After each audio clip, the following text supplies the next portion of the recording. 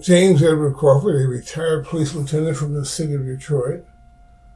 Earlier today, a colleague of mine asked me why I was doing this video and making this speech, which is entitled "The America Unmasked: The Return of Blatant and Open Racism and the Demise of American Democracy." And the second question asked me, other than why I was doing it, is what results did I expect?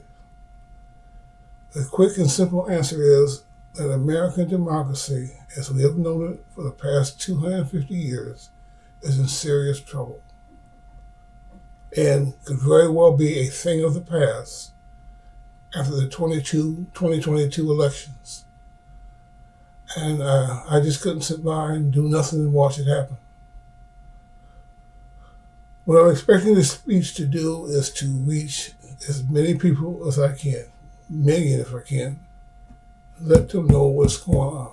I will use Twitter, TikTok, whatever else I can use, National Action Network, cable networks, because we have a serious problem out here and people aren't taking it serious. Of course,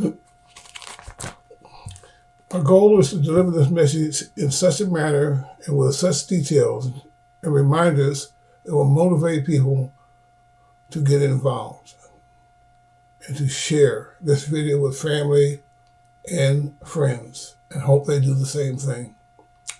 I'm not affiliated with any social group, media outlet, political party. I'm just a ordinary citizen who's concerned about his country. And this is not some type of conspiracy. I've lived here all my life, and what I'm seeing right now, especially in the last month or so, it scares the hell out of me, I'll tell you. I'm watching the news, all the things that are done to suppress black folks, to put us back where we were back in, probably 1910.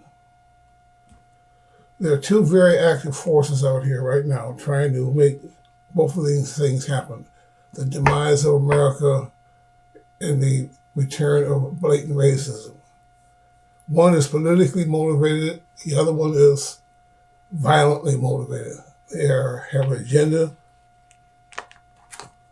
to really destroy the United States and to take over the United States military. The Department of Justice, just 48 hours ago, handed down a 48-page document announcing the indictment of 10 members of a white racist group known as the Oath Keepers and their leader, Stuart Rose, for their participation in the January 6th events that occurred in Washington, D.C. on January 21st.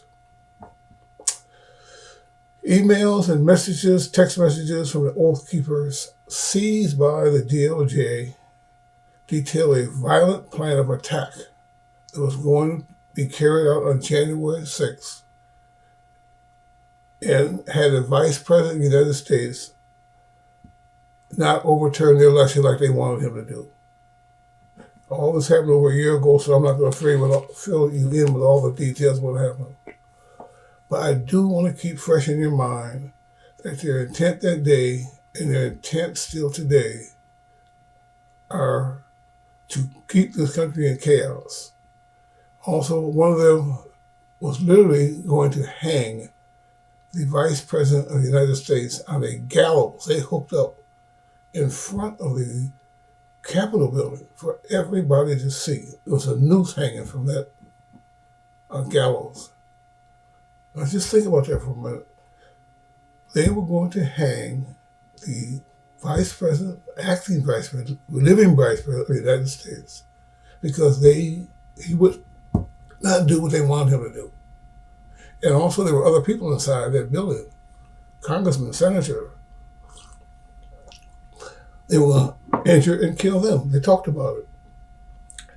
The DOJ document also pointed out this was heavily armed militia was surrounding the Washington, D.C. area, ready to move in as soon as they got the call. Well, somebody gave them the call because they sure came in. question is now is what brought about all this chaos? It was brought about due to the failure of a losing candidate to accept defeat in a graceful manner. Why is it still simmering today?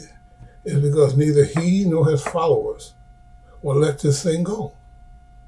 He wants a second bite at the apple and another run for president.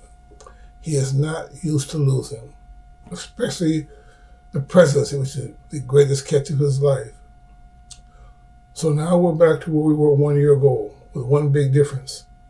The stakes are much higher than just the loss of an election. And this battle may bring about the demise of the most powerful country in the world. It could be a reality. Warnings from print media, social media, 24-hour cable news networks are flooding the airways with print pages and videos from experts, sociologists, psychologists, insurrection experts, college professors, and 2 American presidents, letting America know that there's a chance it will not be like it was these last 250 years if things don't get turned around between now and 2024. The message from all of them is the same. Even our neighbors to the north are a little bit afraid. A Canadian paper had this headline yesterday. The American polity, or I guess it's called civil government, is cracked and might collapse. Canada must prepare. So even they're worried about it. And I'm certain that the last thing the Canadian citizens want is a large flux of Americans fleeing to their country, bringing all their baggage.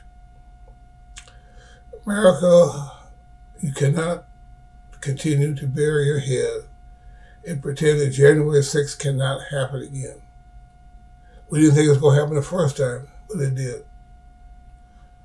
Overshadowing the fear of the loss of democracy and violent insurrections, coup attempts, is a third fear, which is becoming more believable each day, especially after the fiasco in the Senate and the voting rights bill. That third fear, only a few people want to talk about because it involves race. America doesn't like to talk about race. That fear is that the possibility of those not of color who have run this country since its inception in 1776 may no longer remain in control. It may not be the majority race, and it scares them to death. If it happens, it will be a bitter pill for them to swallow. The mere thought of them not being in charge of everything, the Senate, shaping America's future, laws, you name it. The fact that they may lose control of that is very devastating and threatening to them. And they want to do everything they can, they're trying to do everything they can to stop it. The emergence of black, brown, red, and yellow population is increasing at a rapid rate. And people of color are beginning to exert their political power. We've always had it, but we just didn't use it effectively. We're beginning to control the outcomes of elections, and we're no longer just idly standing by and taking what white folks allow us to have. Until recently, we were beginning to think that those days of the old Jim Crow stuff were behind us, especially after the outcry due to the execution of George Floyd. However, some of us are reassessing that and are finding that we may have been wrong. It was only a false hope. What happened? What brought this all about, this change? It was due to the election of the 45th President of the United States. The one the white majority, white nationalists, Ku Klux Klan, other Oath Keepers, and all other racist groups have been waiting for years. Their eyes lit up the day 45 rode down that escalator stairs, announcing his candidacy for presidency. The closet door that had been pinned up for years and masked this hidden racism began to crack and eventually burst wide open. When the mask came off, it felt good to those who had been holding back their feelings for all these years. For them to put that mask back on again would be a step backwards, and they will do any and everything they can to keep it from happening again and not put that mask back on. Their major weapon they are using to accomplish this and allow them to keep the mask off is passing legislation in state after state restricting black voters, because they know they were the ones that put a lot of those people in office they don't want in office, including the current president of the United States. Number 45, as I call him, is their panacea, and they're not about to let him go even after he was impeached twice, lost re-election for a second term of president, and evidence was presented that he, number 45, President 45, was either directly or indirectly involved in a January 6th coup attempt that killed 4 people and nearly brought this crash of American democracy within a matter of hours. Even this is not enough to dissuade his loyalists. He is their cult leader, and they're hanging on to him as tightly as they can, often compromising their integrity and their values just to get his approval and support. This alone should show you how much power 45 still has and how dangerous he and some of his supporters can be. And it should scare you to death like it scared me. Think about what's going on out here. Ironically, there was a very simple solution that could have put an end to all this chaos and political nonsense. But not the violence. That's still going to be here. But at least we wouldn't have all of 45's people in power. Unfortunately, this solution was shot down by an inept and weak Democratic Party and one of the most racist organizations in America, the Republican Party. The solution was a passage of the John Lewis voting right, and the People's Act, for the People's Act. These 2 pieces of legislation would have gone a long way to cutting this suppression that they're trying to do. It's being, all 17 states won't even talk about it, matter of fact. The problem was that the passage of these 2 pieces of legislation, the John Lewis bill and the Voting Rights Act, they needed only nine of the white Republican senators and the 1 black senator to come over on the Democratic side and vote for it. The problem was 2 of these pieces of legislation would require the Democrats to do their part. We needed all 50 Democrats to do their part. 60 votes were needed to pass this legislation. However, 2 of these Democratic senators, 1 from West Virginia and 1 from Arizona, both were elected as Democrats, chose to join the rank of the Republicans, 50, and not vote for their own bill. 17 states, like I said, won't even allow this topic to come up for debate. A third option was to change the filibuster rules, which could allow the passage of at least one of these bills, if not both.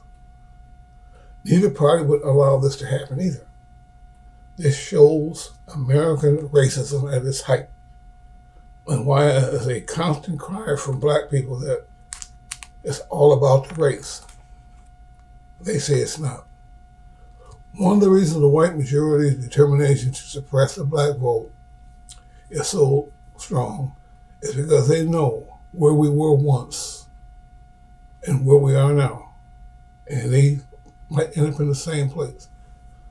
We have become more active, more outspoken. We become mayors, governors, senators, President of the United States, and right now even Vice President of the United States. They know exactly where America is going, what direction they're headed in, and which direction the minority, which is now the majority, is heading.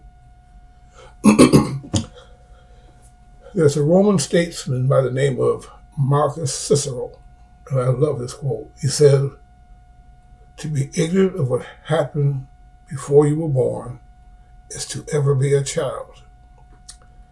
We have millions of children out here who don't have a clue what's going on. And as a former school teacher, I'm going to take you back to the classroom again, something I haven't done since 1970, and give you a short refresher course. Living in America has never been easy for people of color, especially Black people.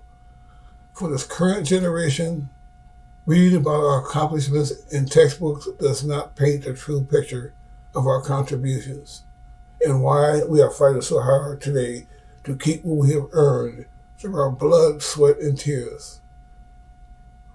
This is why the critical race theory is not going to be allowed in the schools and may not pass for years. Something that I'm proud of. You have a Black congressman from Mississippi who was the chairman of the committee that could send a former white president, former congressmen, mayors, lawyers, and others to prison for their part in the January 6th insurrection. Now think about this. He can send them to prison with his committee, where years ago he couldn't even vote. When I was growing up, this chairman would even have been allowed to vote any kind of way in the United States Congress until he passed what we call the literary test. And for those of you who are not familiar with it, you young folks, some of the questions, you only had to answer one question to pass the test, by the way, one question. Some of the questions that were reportedly asked were, how many bubbles are there in a bar of soap? And how high is high? And if you couldn't answer correctly, you couldn't vote. That was it. Others said they were given a copy of the Constitution, told to read it. Well, the problem is the Constitution was in Chinese. They couldn't vote either. I can't say this any harder than I can right now. The new voter suppression laws being passed by the white majority legislatures is nothing more than the modern day literary test that we Black folks had to take years ago to get over the vote. The point of both these things, the literacy test and the suppression, is to keep Black folks from voting. This is how it was, especially in the South. Folks were not allowed in restaurants. They tried, they beat them up. Dogs, police used their police dogs and fire hoses to control crowds. We had to ride in the back of the bus until Claudette Colvin and Rosa Parks came along. The list goes on. We worked our way up from all of that to where we are today, with a sitting Black female as President of the United States, Vice President of the United States. I haven't voted yet. The white majority is well aware of how far we have come, and they know we just, just a matter of time where they will be where we once were politically. And they are hell-bent on not letting that happen. This is why they have stacked the United States Supreme Court to get rulings in their favor. This is why they're trying to hijack state legislatures with number 45's supporters and sympathizers. The writing is on the wall and they know it. I've set the table for you. It's your turn now to do your part to make sure that they don't take over and the demise of American democracy and the installation of a dictator-type leadership does not occur. Now that both of those civil rights bills have been defeated, we're only left with one other alternative: to stop the voter suppression laws and stop 45 and his disciples from taking over legislatures and nullify the black vote. The large turnout for the 2020 election was great, absolutely fantastic. But we'll have to be even better in 2022 and 2024. This is why this message to me is so important. It should be viewed by as many people as possible. And black folks, we can't do it alone. We need help, outside help. In 1982, there was a governor's race in California, and up popped the Bradley effect. And what the Bradley effect was, the man running for governor of California, I think he was a mayor of LA, Los Angeles, he had a huge, commanding lead. And the only thing that had to be done was to count the votes at the end of the day, see by what kind of margin he won by. Well, it didn't happen. What people were saying out loud, they didn't say in the voting booth. You can talk as loud as you want to outside and say what you want to say, but once you're in that voting station, nobody knows what you're writing down, who you're filling in. And a lot of you just don't believe that number 45 should be out here. It should be in charge, but you don't want to say it. We've got some United States senators are just a disappointment. They're just wusses, as we call them. And my question is, do you really want to take a chance, take a gamble, that the demise of the government and a violent overthrow cannot take place in this country? We already stated on January 6th an attempt. Should 45 run for president again and is reelected, and if both houses of Congress are controlled by the Republicans, as being predicted by pollsters and others, there is a very good chance that American democracy will fall and an authoritarian type of regime will be sworn in. That's the first scenario. The second scenario is if we do our job and turn out in large numbers and vote and win state races and defeat 45's people, number 45's people, if he runs again, we can look to more claims of fraud, the big lie, stolen elections, and there will be violence in the street. I've laid it out for you. This is where we are today, between a rock and a hard place. Someone in the room is going to have to tone it down.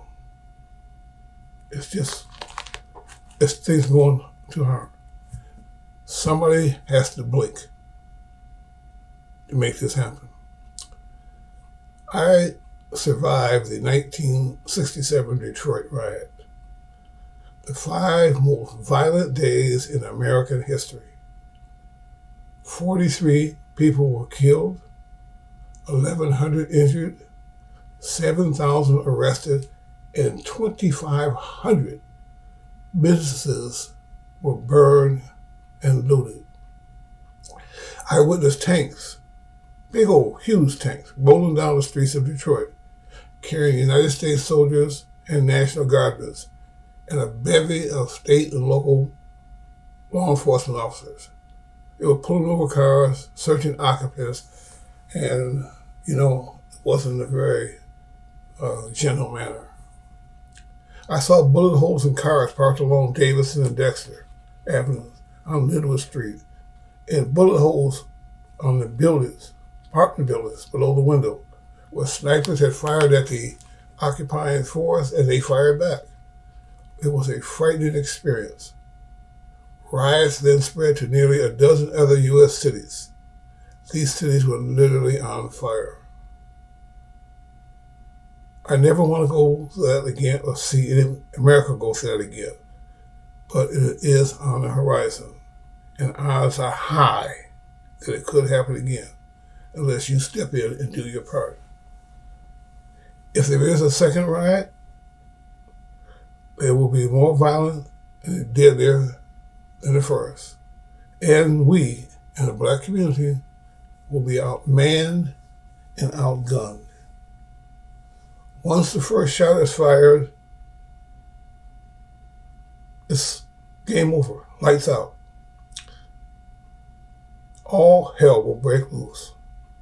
When the insurrection is fired, the soldiers and officers and National Guardsmen, which I think they will do, they're stupid enough to do that, blood will flow in the streets of America. Mr. Rhodes has already predicted this. The second confrontation is one that we in the black community cannot win. We can't win it. The question before all of us right now is, are you, Democrats or Republicans, black or white, young or old, really going to stand by and continue to watch this unfold? Or are you going to do your part and try and stop it? That's why I'm out here right now, trying to tell you to get up off your butts and do something. Despite these political defeats, the game is not over yet. And because we have only a couple choices, doesn't mean we can't still come back. We still have the fourth quarter. Your push and your vote to keep 45's henchmen from winning state elections and not letting his insurrectionists get the upper hand in the streets is a must in order for democracy to survive. Let me warn you about this one thing. These insurrectionists are formidable opponents, and they should not be underestimated. It was reported that just prior to the January 6th insurrection, it's reported that they purchased $17,000 worth of weapons and ammunition. At this point, you can either stand by and watch it happen, or you can take a big step forward and try to save American democracy. If now is not the time, then when? If not you, then who? You are the only ones who can put 45 people in office, and you're the only ones who can keep them out of office. America needs your help. Our black voters need your help. Please do your country a favor and take a few minutes right now, today, tomorrow, not tomorrow, to reflect on everything I've said and really think about what's going on in this country before your very eyes and in your own backyard. Pretending all this is fake news and there's no real threat will be a grave mistake, figuratively and possibly literally. The actual demise of American democracy is real. If it does occur, it will more than likely occur on November the 6th, 2024, the day after the election results for president are announced. If you do nothing now to stop it, will you be ready for that takeover? I won't. I may not have a choice. I'll say a couple more things and I'm going to get out of here. You already know about these two things, but I'm going to remind you anyway. One, you cannot call back a bullet, nor can you unring a bell. Once they're on their way, it's too late. Two, American democracy actually, if American democracy actually does fall and a autocratic government is put in place, it's lights out. It's lights out. Just like the bullet in the bell, you will not be able to bring American democracy back. That alone should get you involved. Please, I'll say it again, please, please, please do not think for 1 minute that you can bring democracy back with the next vote. It's not going to happen. You're just fooling yourself. Once they get in, they're in to stay. And if you couldn't stop them now, what makes you think you're going to stop them later after they've been in office for 4 years? It's not going to happen. I'm appealing to all 153 million of you who voted in the last election and who will be the ultimate deciders of the fate of this country. Do not let this happen. My question to you is the blood, sweat, and tears you and your forefathers and our forefathers painfully went through, is it worth it? Is it worth giving up? I don't know the political procedure for extending term limits for members of Congress and the president, but rest assured, they will do everything they can to stay in power as long as they can. One last thing, I'm really on this time. The hat says, "Make America Great Again." This pending American crisis and the failure to pass legislation has let the entire world, whole world, know what black folks have known for years and been saying for years. What that statement on that hat really means is, make America white again. My final question to all of you is this: do you really, really want there to be the slightest possibility that America will have to endure another 4 to 8 years of number 45, his children, and his Kool-Aid drinkers? I don't. If this takeover is successful, this is a headline you will see in papers all around the world. In loving memory, the Obituary of the United States, 1776 to 2024. I thank you for your time.